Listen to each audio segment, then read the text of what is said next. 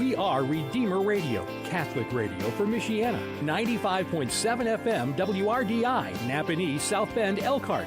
Welcome home to your family of faith.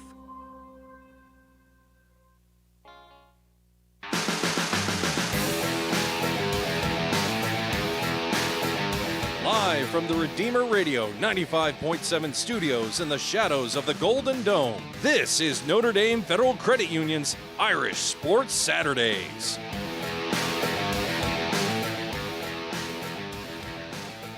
Cooler temperatures have arrived in Michiana just in time for USC's arrival in South Bend. Tonight, it's a rivalry renewed. Because of the pandemic, last year was the first time since World War II these two arch rivals did not play in football. And while the Irish enter tonight, still trying to figure out who they are at 5-1, USC doesn't even have a head coach. Clay Helton fired during the season. Dante Williams took the reins on an interim basis after Week 2. The Trojans arrived tonight 3-3 on the season, and the question is, which USC will Notre Dame see tonight?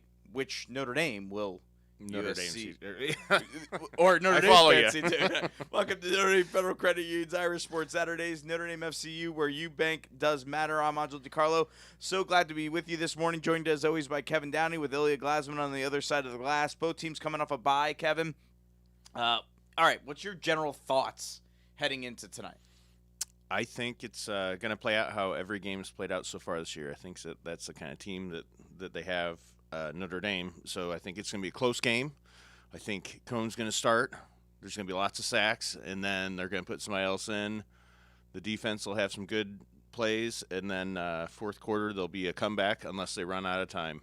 All right, well, then you're going to make the next segment leave it or take it. It's like Groundhog's Day. Yeah. I figured it out. We're just going to replay the same thing over and over and over. That's who this team is. You're going to make leave it or take it in the next segment pretty good because we got a couple props of what's going to happen in this game. Gosh, it feels like everyone is convinced that Notre Dame – there's no way Notre Dame loses tonight in terms of, like, USC has no – it seems like USC has no advantage over Notre Dame in any category other than their wide receiver being really good. But everything else, USC's front seven, not that strong. Notre Dame's offensive line's weak, but USC can't take advantage of it. Every category, it seems. So it's almost like people are more confident heading into this game than they've been since maybe Toledo, which is so weird because it's USC. Now, I know they're not as good as usual, but every other week they're good. Now, here's the question. That's true. Well, here's the question. So they're due for a win based on the fact that every other week they win and they lost the last time out. But they were on the bye last week. So maybe last week was their win week. Was their win week. And, they're back to a losing point this year. I don't know. All right. Tonight marks the 92nd all-time meeting between Notre Dame and USC. The Irish lead the series 49-37 with 5 ties. Brian Kelly 7-3 against USC. This is the 5th USC coach he has faced in his tenure. On tap on this morning's show, we're talking a little basketball actually. Our featured interview is with two South Bend hometown boys, St. Joe alum J.R. Konieczny and Riley grad Blake Welsey, both now freshmen for Mike Bray's Irish. We chat with them about college life and their journey at Notre Dame getting underway. Next segment, a little take it or leave it. I'll throw out a stat or scenario for tonight and the rest of the season, and we'll discuss whether we think it will or will not happen. Some good options here coming up. And we will, of course, break down the matchup with USC. Their stud wide receivers, Drake London. Kyle Hamilton gives us his take later in the show on facing off with him. Notre Dame quarterbacks. We, of course, have to spend plenty of time on that. Jack Cohn will start. Tyler Buckner should play. Is expected to play. We'll all wonder about Drew Pine. We all wonder about Drew Pine. Brendan Clark has transferred or will transfer. And you can weigh in on our poll question as well. What happens tonight between Notre Dame and USC? Head to my Twitter page, @OnStiCarlo, cast your vote. And it also, if you're listening on Redeemer Radio, you can watch us on the Redeemer Radio 95.7 Sports Facebook page or on our YouTube channel as well. So we have video streaming this. So Kevin, wave to the fans on the old YouTube and video. We got a nice image up for you. This is from the last time Notre Dame and USC played in at Notre Dame Stadium in the night game from 2019. Let's start with an update on the injuries. You want the good news or the bad news first? Let's go good news. All right. Michael Mayer's going to play. He's going to start. He's back from that groin injury. Did not play against Virginia Tech. I think we'd say that's rather huge. Yeah, definitely good news. I think, schematically, if they could get him off the ball and more like a slot, they could move him around, have him be a lead blocker, help out with pass protection. But with him in that injury, they're just going to be happy to get him back on the field, to be honest with you. And they need him at tight end because they have, none left. They're down to, 2 tight ends right now. They had to move Michael Carmody, who started on the offensive line. He's now in that Joe Alt alternate tight end, third tight end option if they need to go to him phase because, they got a player out for targeting for the first half based on the Virginia Tech game. They got a bunch of guys injured. So luckily Mayer is back. Tyler Buckner, good to go. Rolled his ankle versus Virginia Tech. Kelly says he will resume his regular role. Coming in. I don't think he said regular role. That's what I'm putting in air quotes. Okay. It's like whatever his regular role is. Defensive lineman, here's the bad news. Defensive lineman Jacob Lacey practiced some this week. He had an ankle injury. He's a game-time decision. Doesn't sound like he's going to go. And then the big one, Chris Tyree, turf toe, was not 100%, Brian Kelly said, as of Thursday. And Kelly said for the type of player that Tyree is, he kind of needs to be 100% or close to it. And he will be a game-time decision. I'm sensing Tyree is not playing in this game. Logan Diggs, Sibo Flemister is back this week. He is. I wondered what happened to him. Well, I think he's been under a couple different suspensions. Okay. And he did not travel to Virginia Tech, so he will be available behind Kyron Williams if Tyree can't go.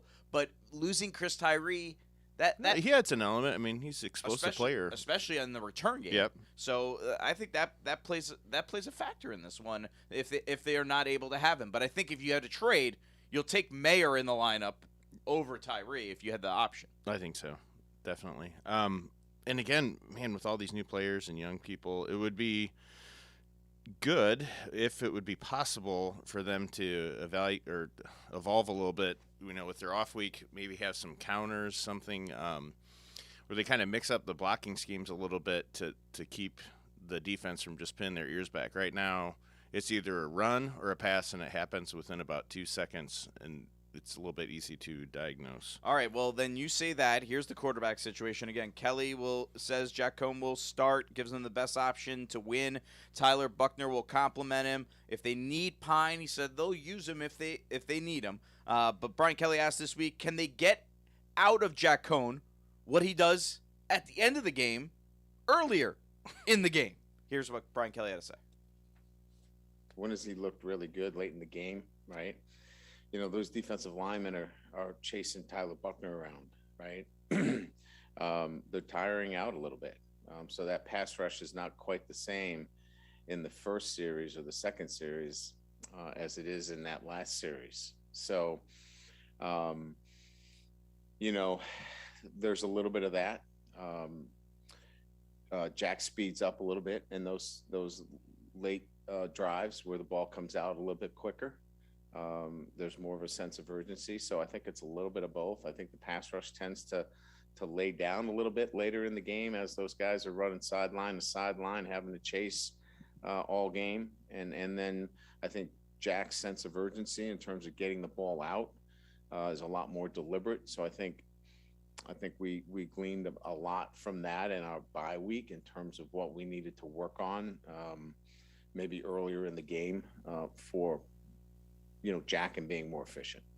And then how do you get the running game to be more efficient as well when Jack is in the game as opposed to Tyler? Because we've seen the success with Tyler in the game, but what are the keys to getting that a similar level of success? Maybe it's not as successful, but to that success with Jack Cohn in the game. Yeah, I think it's a process for us that we feel better about right now. I think we, obviously we've made some changes on the offensive line. We think personnel makes a difference. We think that,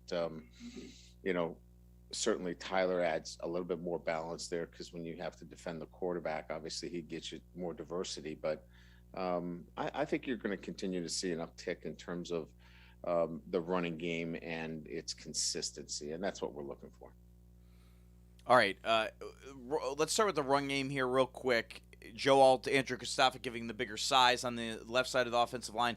If they have success in the run game tonight, is it because they're evolving, or is it because USC is just not as good of a defensive front as Notre Dame's faced over the last month or so? What do you think? I'd say it's because they're evolving. I think USC still has talented players.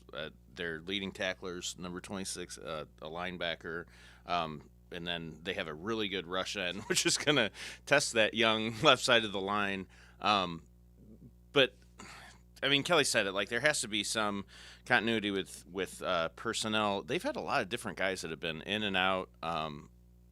And yes, it does help that the D-line gets a little tired chasing around Buckner. However, maybe to Notre Dame's credit, they seem to have second half offensive lineup as far as the offensive line. So maybe there's some continuity there too. Well, here's what I'm starting to wonder. Is it worth playing Buckner more early in the game? Like, almost, why don't you get that defense tired out quicker? You know what I mean? Use Buckner as much as you can early on, and then maybe Buckner should start and let him go 2 drives. Let's just replay the whole thing. Let's have Cone go in, get sacked a couple times, throw an interception. We'll put in Buckner, have him run around. Look, I'm not saying Buckner should at play. Halftime, we'll all think Drew Pine should go in, and then maybe Cone will win the game in the fourth quarter. But my point is, I don't think Buckner's ready to play the full game. That's not what I'm trying to say. I'm not saying he should be the starter. Yeah. But it's almost like Major League Baseball now, right? You used to have starters that went 7-8 innings. Now they go 3 innings. Yeah, he's going to be – then the reliever comes in. Yeah, but you got a guy that goes 3 innings. Maybe Buckner could come in and he just starts the game. He's the opener. He's not the starter. He's the opener and goes 2-3 drives. I don't know. It just feels like we have no answer here, and it's just going to be – Oh, we have the answer. We just don't like it. But good news for Notre Dame faithful. It's all up to Kelly, so it's fine. We'll just comment on it. Ilya, what are your thoughts on where this is headed quarterback-wise here tonight? Again, Notre Dame still, based on the landscape of this college football and the season, how crazy it's been, the parity, Notre Dame still has an outside shot at the playoffs, but that's not very realistic. But what is realistic is a New Year's Six Bowl. Yeah. That is a very realistic thing. And also, the Alabama lost too. Yeah, that's what I mean. And also, not to look really far ahead, but next year, you know where Notre Dame starts the season off at Columbus against Ohio State. Yeah, you want Tyler Buckner ready. Yeah, that's what I mean. So I think if there's been a whole bye week, if you're comfortable, I think Buckner, he had some good moments in the He's not ready to play a whole game, though. That's the thing. He is not capable yet. Well, I mean, we saw it against Virginia Tech. He was like, once they flashes.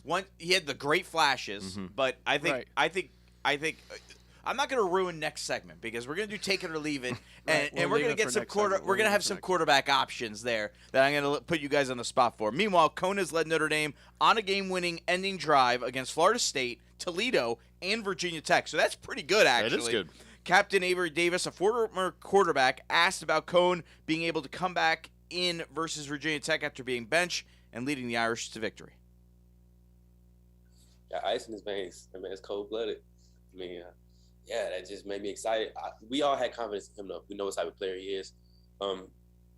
He's led us in drives in practice. He's led us in drives in the game. We know we can execute when he's in. So, and just to be able to come in from not playing, game-winning drive, execute like that, throw dimes, put the ball where it needs to be, execute the plays, protections, all that. It's just admirable, man. He's cold-blooded. I mean, I will give Jack Cone credit for this. If the way I would, if it's the final drive of the game, out of the 3, I want Jack Cone in the game. I think if anyone wants to argue against me, go for it. But I don't know what evidence you have that Jack Cone's not the right guy at the end of the game. He might not be the right guy at the beginning. That's why I keep on saying maybe he needs to be the reliever because he seems to do it. Okay, let's move on. Notre Dame USC didn't play last year, back this year. First time since World War II that they didn't get to play. Here's Kyle Hamilton on getting the opportunity to face USC again. We're definitely blessed to be able to play USC again. I mean, it's one of the biggest, if not the biggest, college football rivalry in the country, and get to play them at home twice and not have to go out to Cali, have them come here. And it's supposed to be a little cold on Saturday, so get to play them in that environment. I think it'll be really good for everybody, and the guys last year haven't been able to experience the rivalry, and the guys this year have been looking forward to it, and that's the reason they came here is playing big games like that. So, I mean, no matter what the two teams are ranked, what everybody outside is saying, we know it's going to be a good game because it always is. And, I mean, they're going to bring their A game, and we are too. So it should be a really good game, and I think it'll be a really cool experience for everybody on the team. You know, it's interesting hearing Kyle Hamilton say it's cool that we get to play him twice at home and not on the road. And then I thought about it. Kyle Hamilton's not going to be here next year. No, he's not. So Kyle Hamilton will never get the chance to face USC at USC. That's actually kind of stinks. Yeah. You know what I mean? You never get that opportunity to play in LA against them in a big game. I mean, that's actually kind of disappointing in a way. There's no way he's coming back. So it was funny when he said that. I go, you're never going to actually get to do that. It's kind of interesting. All right. We want to sneak this one in. Thursday, Brian Kelly has his Zoom call.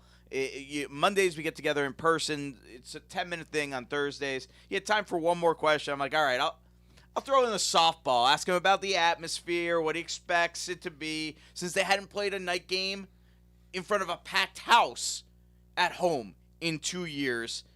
And BK just gives a weird answer here. We're going to play my whole question and the answer as BK, for some reason, puts up the defense mechanism here.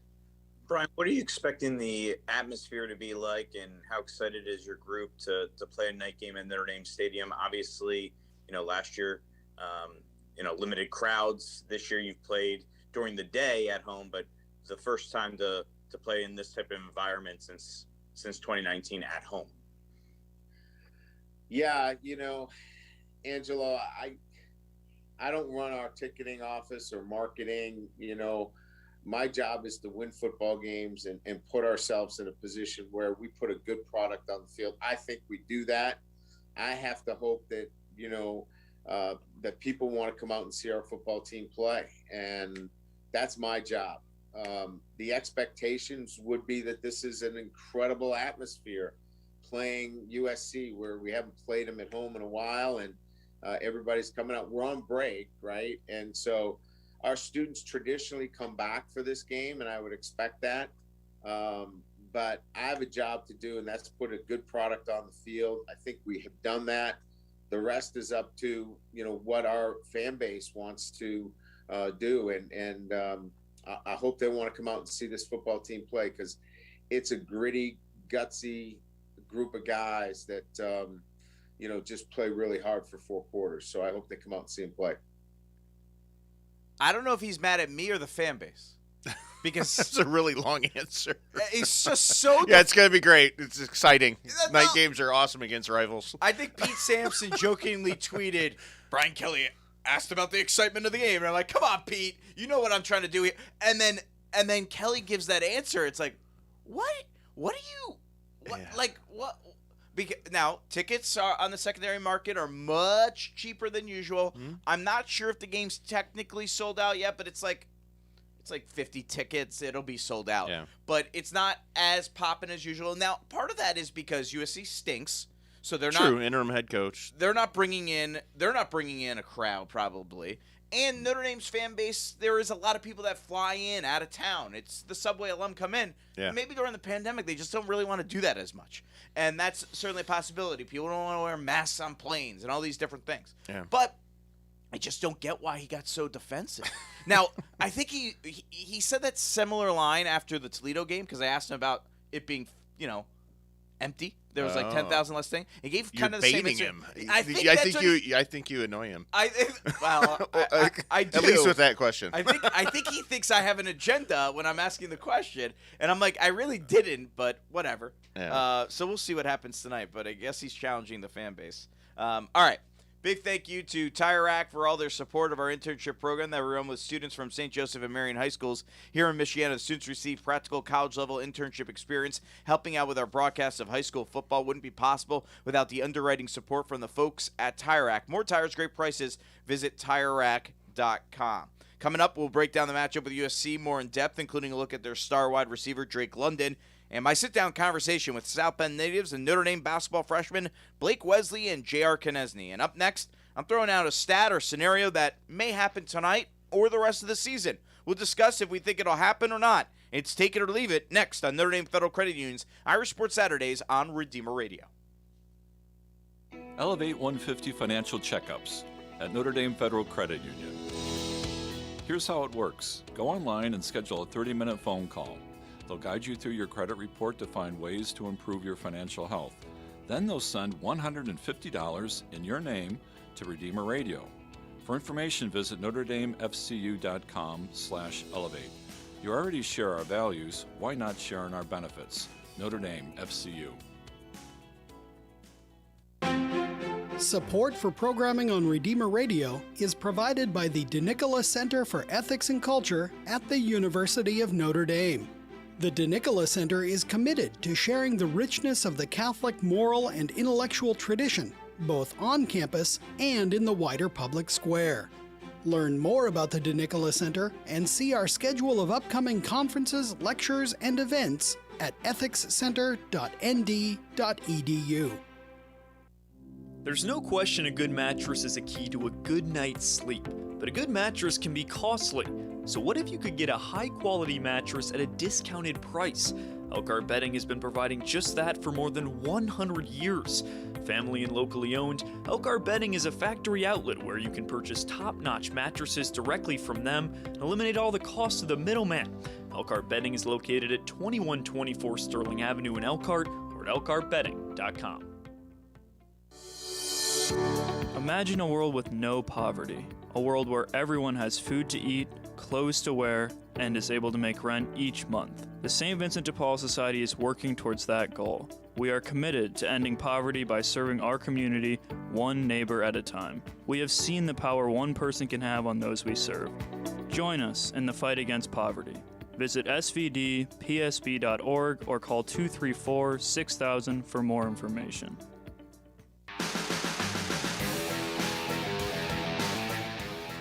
Welcome back on Notre Dame Federal Credit Union's Irish Sports Saturdays. Kevin Downey, Ilya Glasman, Angelo DiCarlo with you here as we get you set for Notre Dame and USC coming up tonight. 7:30 kickoff on NBC at Notre Dame Stadium. First night game in front of a packed house in Notre Dame Stadium in 2 years, obviously, because there's not been a night game so far this year at home, and last year limited crowds. But Brian Kelly's still not happy about whatever. All right, we're going to do a little new segment here. We're going to do Take It or Leave It. It's real simple. I'm going to throw out a scenario, and I want Kevin and Ilya to weigh in on whether or not they take it or they leave it. They think it's going to happen. They don't think it's going to happen. Jack Cohn is sacked 3 or more times tonight. Kevin, you take it. It's going to happen. Yeah, you know the reference, bet the house on it. Yeah, this is what it is. By the way, for the record, he was not sacked 3 times against Virginia Tech. Wow. He was sacked. Just felt like it? Brian Kelly saved him from that. Yeah, by taking him out he of was the sacked. game. He was sacked twice in the first minute, and then didn't play until the end of the game. I'm gonna leave it because I think USC's defense is not gonna get to him because of how bad, and I think maybe Buckner plays enough that it doesn't happen. I'm gonna leave it. I'm gonna say I think he's gonna get sacked twice. I just don't think it'll happen 3 times. All right, Jack Cohn throws 3 touchdown passes tonight. Take it or leave it. Take it. Sell. It's take it or leave it. Buy, sell, take it, leave it, whatever. I'm leaving it. I'm leaving it. Play the game correctly. You're leaving it. I'm tough on this one. I'm gonna leave it. I think he throws 2 maybe. I'm sticking with the wide receivers the 2. are stepping up though. Yeah. I just think maybe I don't know. I just feel like maybe Buckner rushes for a touchdown. Williams rushes for a touchdown. There's a pick 6 in the game. Whatever. This is a wacky game. All right, take it or leave it. Drew Pine plays tonight. I say leave it. Yeah, I'm also leaving that. I'm leaving it. I don't know why, but I don't think we'll see number 10.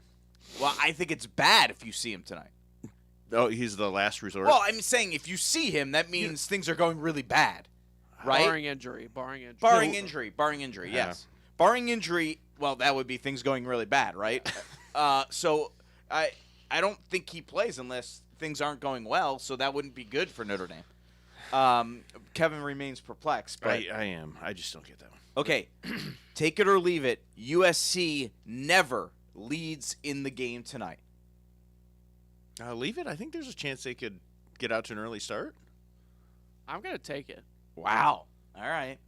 I gotta leave it based on the history of this season. Yeah. I just can't. I can't. You got to show it. I mean, they have not.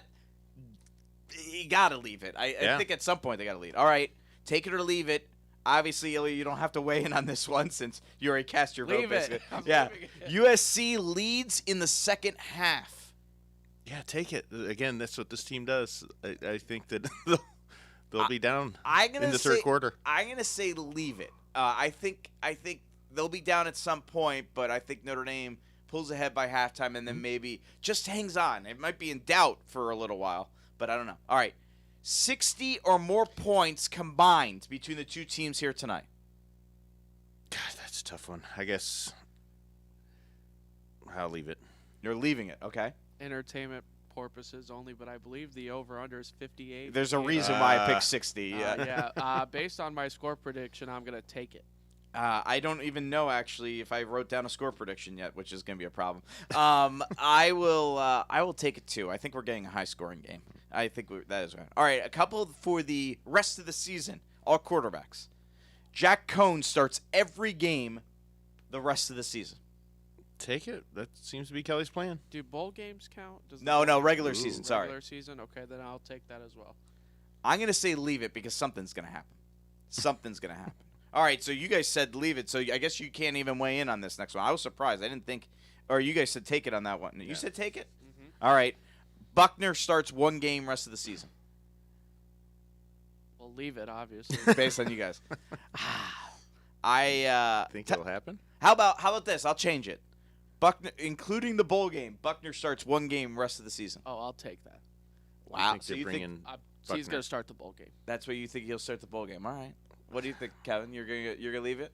Yeah, I think leave it. I think I'm leaving it unless there's the technicality, like he rolls him out first drive tonight, and that's like he's sort of starting, but then if Cohn goes in the next drive, he's really not. But I think it'll happen. All right, Pine starts one game rest of the season. Leave it. I say leave it, unfortunately. I think he's their best one, but no one's asking me. I think it's going to happen at some point. I don't trust anything, so I think something's going to – these things have a way of working themselves Speaking out. of eligibility, I mean – that guy, if he doesn't get a chance to play anymore – oh, yeah. He'll say goodbye to South Bend. I only think Buckner's going to start the bowl game because of what I mentioned. About Ohio State. That's a good point. Not losing him. And they did that with Ian Book. They took a – well, it's like free agency too, man. If you're unhappy, you can get out. It's a different deal now. I don't think Buckner – even if he didn't play and start, I don't think he's going anywhere. That's more with Pine than Buckner. Yeah, and I think Pine, though, look, the way this season's going, I know you haven't been the chosen one out of the three. Yeah. But you see they're not afraid to use multiple guys. So Buckner's like one mistake next year or that's a good point. Injury away from you being the guy. Look at Ian Book. He eventually became the guy. He wasn't supposed to be. Yeah. Tommy Reese wasn't supposed to be the guy. So these things, Deshaun Kaiser was not supposed to be the guy. In the end, usually the guy that's not supposed to be the guy ends up being the guy in the Brian Kelly era. So if I'm Pine, I might be. Maybe you wait next year and then you decide. I don't know. He's still got like 3 years of eligibility left after this year. Yeah. Because of COVID and redshirt. All right, Notre Dame Federal Credit Union has been serving the Notre Dame community for more than 80 years. Get a debit or credit card from Notre Dame FCU and take a little bit of Notre Dame with you wherever you go. Member-owned, not-for-profit banking is the way to go. You're a share our values. Why not share in our benefits? Notre Dame Federal Credit Union. Still to come, we're breaking down the matchup with USC and our Game Day Blitz. And up next, my sit-down conversation with Notre Dame basketball freshmen J.R. Konieczny and Blake Welsey. The South Bend natives go in-depth on starting their journey at Notre Dame. That's next on Notre Dame Federal Credit Union's Irish Sports Saturdays on Redeemer Radio. We know you like football. So do we. We're TireRack.com, and this is our version of a 2-minute drill, except it's only 30 seconds. TireRack.com has an enormous selection of tires. Not sure which ones to buy? Use our Tire Decision Guide to find the right tires for your vehicle and the way you drive. Then get them shipped fast and free on all orders over $50. Shipping is in as little as 1 day. Free. TireRack.com ships to independent, recommended installers. TireRack.com, the way tire buying should be. Touchdown! Hi, this is Angel DiCarlo. By now, I'm sure you've heard the commercials about Elevate 150 from Notre Dame Federal Credit Union. My wife and I took part in the free financial checkup and got Redeemer Radio $150, so pretty awesome there. But we also got a lot more. Notre Dame FCU helped us out with a bunch of items that we have been pushing off for a while. Now we're in a much better position financially thanks to Notre Dame Federal Credit Union. Now it's your chance for better financial health. Sign up for a free checkup at NotreDameFCU.com/elevate.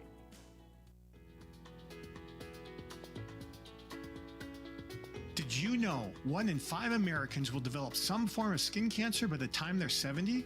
Skin cancer is the most common form of cancer, and it's mainly caused by sunshine. If you can't be in the shade when you're outside this summer, make the most of hats, lightweight clothing, and sunscreen to preserve your healthy skin. If you notice a spot that looks different than anything else on your body, or a non-healing sore that lasts more than a month, see a dermatologist. Such areas are more likely to be skin cancer. I'm Dr. Tom McGovern, skin cancer and reconstructive surgeon who's been practicing at Fort Wayne Dermatology for over 20 years. I've treated over 30,000 skin cancers with Mohs surgery, an outpatient procedure that provides a 99% cure rate for new basal cell skin cancers. If you have skin cancer, my compassionate and skilled team at Fort Wayne Dermatology would be privileged to care for you.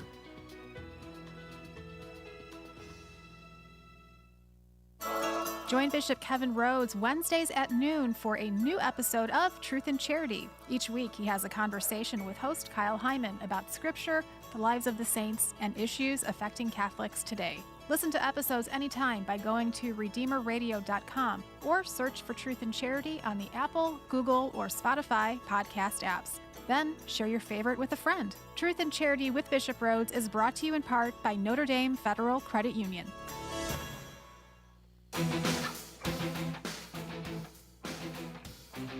Welcome back on Notre Dame Federal Credit Union's Irish Sports Saturdays. Angelo DiCarlo, Kevin Downey, Ilya Glasman back with you. Time now for our featured interview. Had the opportunity to chat with South Bend natives J.R. Konieczny and Blake Welsey, now freshmen for Mike Bray's Notre Dame Fighting Irish. Konieczny, a South Bend St. Joe High alum, the all-time leading boys scorer in the history of St. Joseph County. He led St. Joe to semi-state last year. Welsey is a South Bend Riley High School graduate, led Riley to the regional final last year. Kevin, how about this stat? Prior to last year, no boys player in St. Joseph County history had ever scored 700 points in a single season. JR and Blake both did. Wow. Think about all the great players that have been here. No one's ever scored. And JR finished with 732, Blake at 705 as seniors, just in their senior year alone. JR committed to Notre Dame first as a junior. Blake followed his senior year. Both saw the run that Notre Dame made when Demetrius Jackson and Austin Torres were on the team to the Elite Eight in 2015 and 2016. By the way, hard to imagine they were like 12 and 13 back then. Seeing two Michiana guys do that has inspired these two to want to do the same. We talk about all that and what it would mean to them to get Notre Dame back to the NCAA tournament, a place the Irish have not been since 2017. Here's the Journey to Notre Dame conversation with J.R. Konieczny and Blake Welsey. All right, fellas, great to be chatting with you. It's a little different now. Used to chatting with you guys on the high school level, now on the college level. Blake, let's start with you. Just how has the transition gone from going from high school to college, both, you know, in terms of basketball, but also in terms of college life outside of basketball and academics and everything like that? It was good. So coming here in the summer was a big experience for me. We first got here, it was we had to adjust to the college level. Guys were bigger and faster than us, and we just had to adjust. The campus life here is amazing. Dorms are good, people are good, and I just like the atmosphere. How about for you, JR? Yeah, pretty much the same thing that he said. Like the biggest thing was just getting used to, I guess, like the physicality and like all. I mean, we're playing on like a 10+ court or a 10-foot plus court than what we're used to playing on. So just getting in shape, getting our cardio back to where it needs to be for the college level. And, you know, pretty much we've been in the weight room a lot, been able to develop our bodies to get used to it. So I think that's been really good. We've been able to put on some weight, too, since we've been here. So that's also been, like, a big plus. And, yeah, you know, the dorm life, the college life is great. It's funny because we get paired up with, like, a random roommate, like, our freshman years. And it's gone pretty well so far, being able to meet, like, a bunch of new people from all across the United States and even across the world has been a really cool experience. So, does it feel like you're in your hometown, or does it not feel like you're in your hometown? It really doesn't. It really doesn't. The campus life is definitely its own separate part, separate from South Bend, separate from, you know, my life, my house. That's like 10 minutes away. So it's pretty nice to have like a home away from home, even though I'm right here. So, how about for you, Blake? Me. I feel like I'm not even here because, like, I barely get to see my parents. And well, sometimes if I want to see him on the weekends, I can, but like, I don't have that much time. But yeah, I'm like 15 minutes away from my house, and it feels like I don't even live here. Yeah, it's kind of crazy to think about it in that way. Blake Welsey, J.R. Konieczny, outstanding high school stars here in Michiana, now freshman at Notre Dame, joining us here on Notre Dame Federal Credit Union's Irish Sports Saturdays. Blake, take us to your decision to become a Notre Dame Fighting Irish player. Obviously, JR made his decision long before that. He felt like he was on board since he was 12. But you were, not that you waited a long time, but take us back to your decision and why it made sense for you to come to Notre Dame. So, like, sophomore summer year, we both got offers from Notre Dame. And he was so excited. We both were excited that we both got offers the same day. Like, he got an offer, like, at, like, 10:15. I got offered, like, 10:30. And it was crazy. And so, like, when I first got the offer, I was considering Notre Dame, but, like, at the same time, I wasn't. But now, like, during the road, he was talking to me about how Coach Brady's a good coach and stuff like that. He was recruiting me, all that. I was working out with him and his dad. Coaches were talking to me every day. So when he made his decision, like, I told him the next day that I was going to come here. He was excited, and it was a good experience for me to commit early because I didn't want to wait too long because I knew where I was going. So it was good. JR, obviously when you got your offer, you didn't waste any time committing to Notre Dame. Was it an absolute no-brainer for you?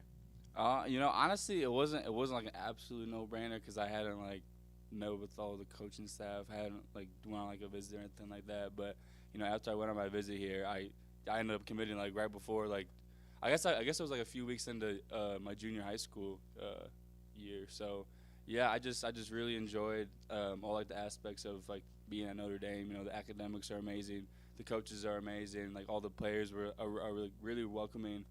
It's just like a family atmosphere here. So that's kind of what made me decide so early.